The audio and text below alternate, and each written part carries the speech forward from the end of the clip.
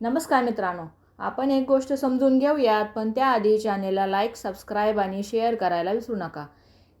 एका न्यायाधीशांनी एका माणसाला चोरीबद्दल शिक्षा सुनावली आणि त्याला काही सांगायचं आहे का असं विचारलं. तो माणूस म्हणाला, होय साहेब, माझ्या आईवडिलांनाही तुरुंगवासाची शिक्षा द्या. न्यायाधीशांनी विचारलं, का बरं?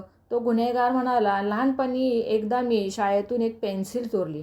माझ्या आईवडिलांना ते समजलं, पण ते त्याबद्दल एक शब्दही बोलले नाहीत. मग मी पेन चोरला. त्यांनी जाणून बुजून त्याकडे दुर्लक्ष केलं. मी शाळेतून आणि परिसरातून लहान मोठ्या वस्तू चोरणं चालूच ठेवलं. मग चोऱ्या करायची मला खोडच लागली.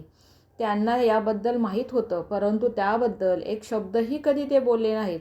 माझ्याबरोबर तुरुंगात कोण असायला पाहिजे मग? त्या गुन्हेगाराचं हे म्हणणं बरोबर आहे. अर्थात स्वतःची जबाबदारी नीट न पार पाडल्याबद्दल त्याचे आईवडील जरी दोषी ठरत असले तरी त्यामुळे चोरीच्या गुन्ह्यातून तो दोषमुक्त होऊच शकत नाही. यातून आपण काय शिकलो? तर मुलांना निवड करून देणं महत्त्वाचं असतं, परंतु त्या निवडीमागे काही उद्देश, योग्य दिशा नसेल तर यातून अनर्थ होऊ शकतो. मुलांची त्याग आणि स्वयंशिस्त यातून परिपूर्ण मानसिक आणि शारीरिक तयारी होत असते. आईवडील आठवड्यातून सरासरी 15 मिनिटेच आपल्या मुलांशी अर्थपूर्ण संवाद करतात. बरोबरची मुलं आणि TV यांच्यामार्फत बऱ्या वाईट गोष्टी मुलं सतत आत्मसात करत असतात.